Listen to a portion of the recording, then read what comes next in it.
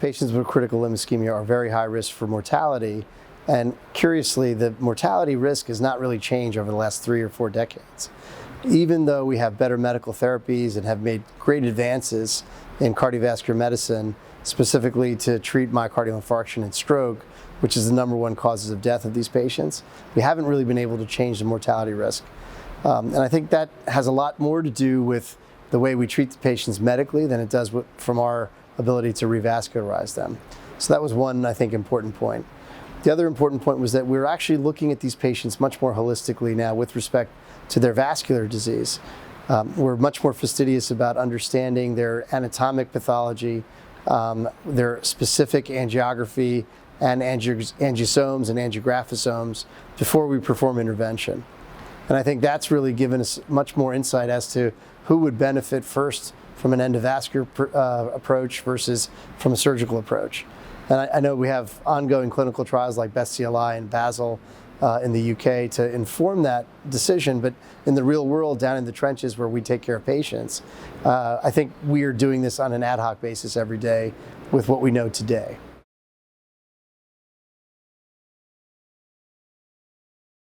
One of the new innovations in vascular intervention is drug-eluting. And you can deliver drug to the artery in many ways.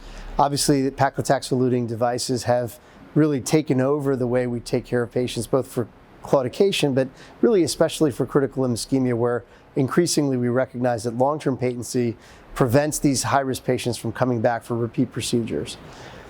On the other hand, now that we have all this controversy about the mortality risk of paclitaxel, we're seeing that just as in coronary intervention, we're seeing limus agents coming to the fore as either drug-coated balloons or drug-eluting scaffolds, be they stents or otherwise.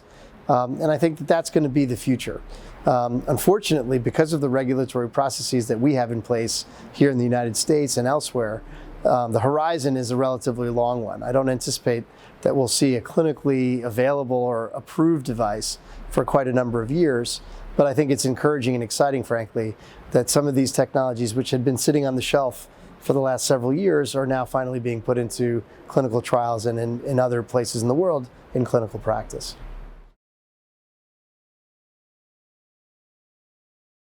I think where we're going is, in addition to enhancing medical therapy for these patients, is to really use real-time peri-intervention and intra-procedural and post-intervention perfusion assessment to better understand how much is enough and when we're done with our procedures.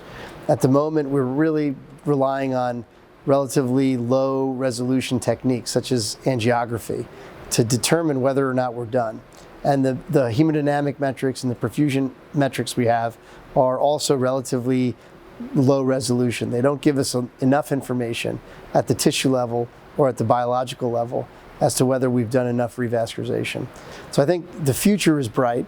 I think we hope to reduce patients' mortality and morbidity from critical limb ischemia. But in order to do that, we need new technologies, not just to conduct the intervention, such as new stents and balloons and so on, but also new medicines and new perfusion assessments.